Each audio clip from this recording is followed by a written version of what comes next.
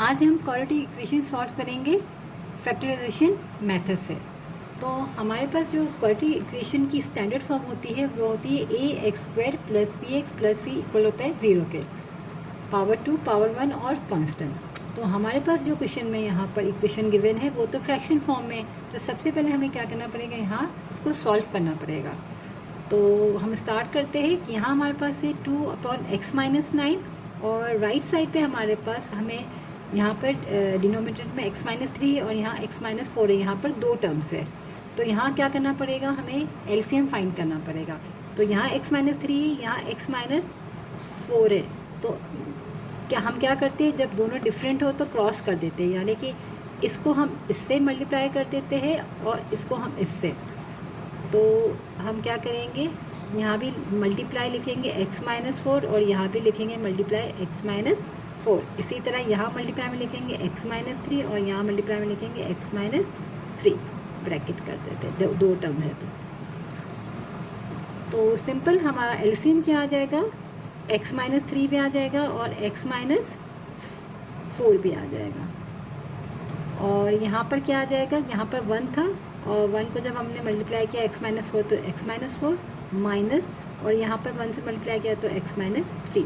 यहाँ हम ब्रैकेट इसलिए लगाएंगे और लगाना भी ज़रूरी है क्योंकि सेंटर में माइनस की साइन है। अगर हम यहाँ पर ब्रैकेट नहीं लगाएंगे तो यहाँ क्या होगा, दो टर्म है तो माइनस से ये दोनों टर्म मल्टीप्लाई हो रही है। अगर हम यहाँ ओपन में लिख लेते तो ये माइनस हो जाता मगर ये भी माइनस चलता, तो जो हमारा आगे जाके रॉन्ग हो जाता है, क्योंकि यहाँ पर माइनस है तो ये माइनस इससे भी मल्टीप्लाई हो, क्योंकि यहाँ पर दो टर्म है इसलिए हमने यहाँ पर ब्रैकेट लगा दिया। तो अब हम पहले इसको सॉल्व कर लेते हैं। तो अभी हमने सिंपल क्या लिया है, एलसीएम फाइंड किया है। जब भी डिनोमिनेटर चेंज होते हैं तो हम क्या करते हैं, क्रॉस, जैसे कि सिंपल नंबर्स में होते थे कि अगर 8 2 है और 3 है तो हम क्रॉस में मल्टीप्लाई कर देते थे और डिवाइड में 6 आ जाता था। इसी तरह यहाँ पर हम जो कर रहे हैं वो हमारे पास एल्जेब्रिक इक्वेशंस है, यानी वेरिएबल्स भी है। तो एक x-3 एक x-4 है, दोनों डिफरेंट है। तो यहाँ हम x-4 से मल्टीप्लाई में और डिवाइड में भी मल्टीप्लाई करेंगे और यहाँ हम x-3 से करेंगे। तो हमारा एलसीएम सेम आ गया, x-3 x-4, और ये यहाँ पर क्रॉस में मल्टीप्लाई जैसे किया तो x-4 यहाँ आ गया और यहाँ पर x-3 आ गया। और ब्रैकेट हमें ज़रूरी है लगाना क्योंकि यहाँ सेंटर में नेगेटिव है। अगर प्लस होता तो हमें ज़रूरी नहीं था, क्योंकि प्लस से मल्टीप्लाई होकर साइन सेम देती है। तो यहाँ क्या हो जाएगा, x-4 और ये -3 और ये +3 हो जाएगा। अब हमने ब्रैकेट को ओपन कर दिया और डिवाइड में भी दोनों ब्रैकेट्स को हम मल्टीप्लाई कर रहे हैं। तो पहले x मल्टीप्लाई होगा इस पूरे ब्रैकेट से और फिर -3 मल्टीप्लाई होगा इस पूरे। क्या करेंगे, हमने x लिखा और x-4 को लिख दिया। पहले हम इससे मल्टीप्लाई करेंगे और फिर -3 लिखेंगे और x-4। जब भी दो डिफरेंस, जैसे दोनों ये x-3 x-4 दोनों को मल्टीप्लाई करना है तो हम क्या करेंगे, एक ब्रैकेट को हम ब्रेक करेंगे। जैसे हमने x लिखा, पहले इसके साथ मल्टीप्लाई किया, फिर -3 लिखा, फिर इसके साथ मल्टीप्लाई किया। तो हम डायरेक्ट भी कर सकते थे लेकिन आपको समझाने के लिए मैंने यहाँ लिख भी दिया है। तो यहाँ पर क्या हो जाएगा, x प्लस का है और माइनस का है, तो प्लस माइनस में था तो कैंसिल हो गया। -4 और +3 माइनस का 1 डिवाइडेड। अब यहाँ मल्टीप्लाई करेंगे x x² -4x -3x और +12, 3 4 हो जाएगा हमारे पास 12। अब 2/x-9 इक्वल है -1 डिवाइडेड x²।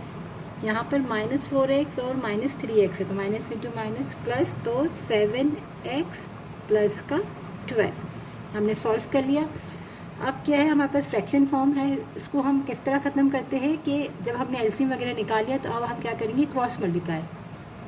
x-9 को यहाँ पर, यहाँ डिवाइड में, तो यहाँ के जाके मल्टीप्लाई हो जाएगा और ये डिवाइड वहाँ जाके मल्टीप्लाई हो जाएगा 2 के साथ।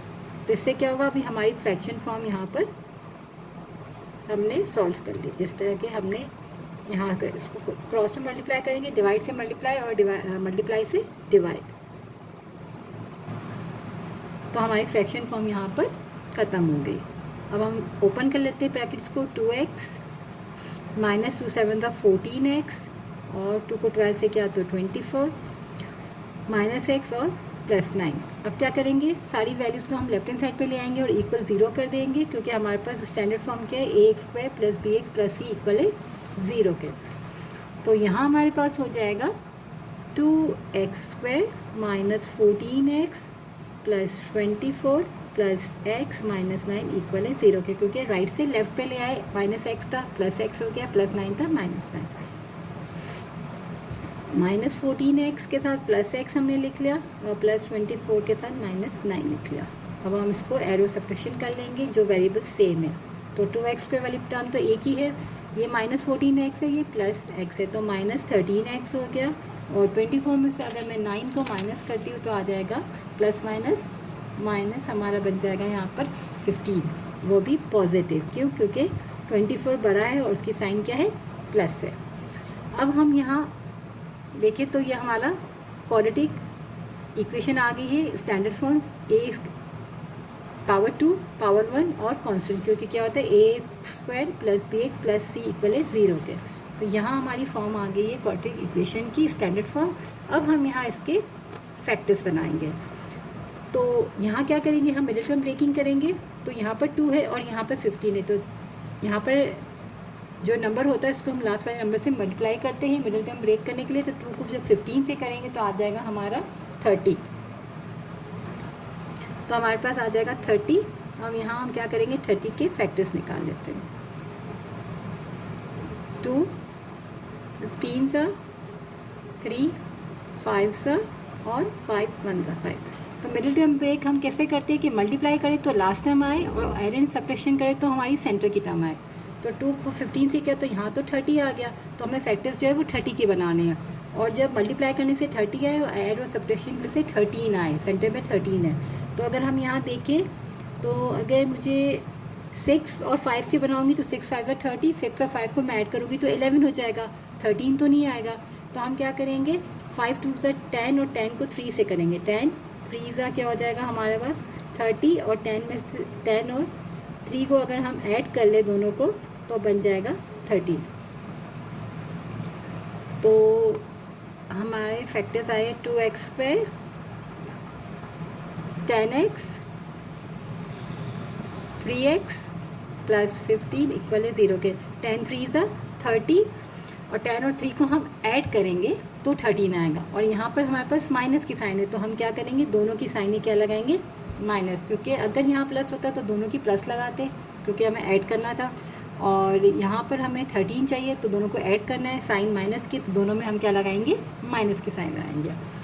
अब यहाँ पर 3 टर्म से 4 टर्म होगी, तो इन 2 में से कॉमन लेंगे और हम इन 2 में से कॉमन लेंगे। तो इनमें से 2x कॉमन आ गया, तो क्या बचा x माइनस 5, और यहाँ से माइनस 3 कॉमन आ गया तो x माइनस 5, क्योंकि 3 5 से 50।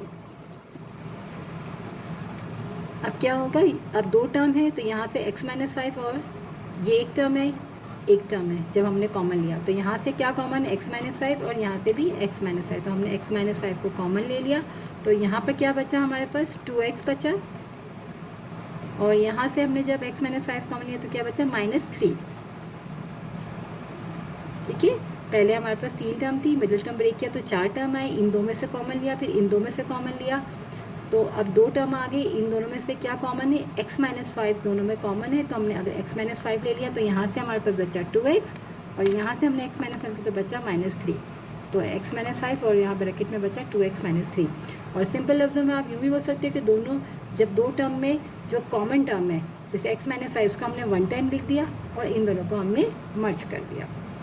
तो दोनों अगर आपको इस तरह से समझ आते तो इस तरह कर ले, और अगर कॉमन समझ आता है तो कॉमन लेके।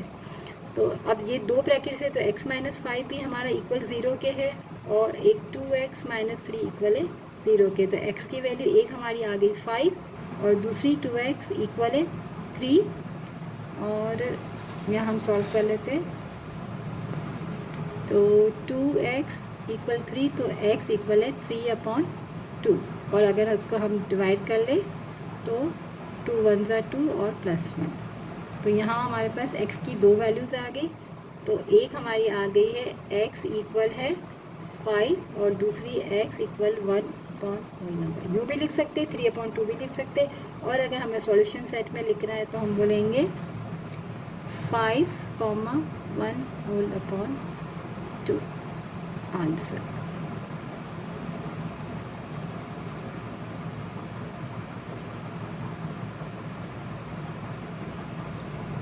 तो यहाँ हमने जो है वो क्वाड्रेटिक इक्वेशन से सॉल्व की, वो फैक्टराइजेशन मेथड से सॉल्व की।